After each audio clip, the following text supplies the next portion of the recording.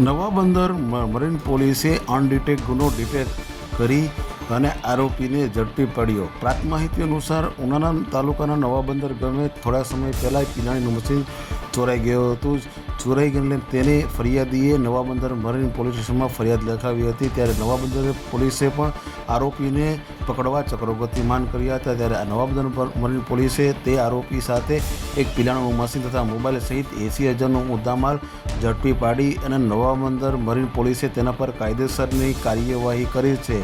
આવા દરેક સમાચાર તથા લોકલ સમાચાર જોવા માટે અમારી ઉના ન્યૂઝ ચેનલને સબસ્ક્રાઈબ કરો, શેર કરો. હવે દરેક સમાચાર હવે આપના સુધી.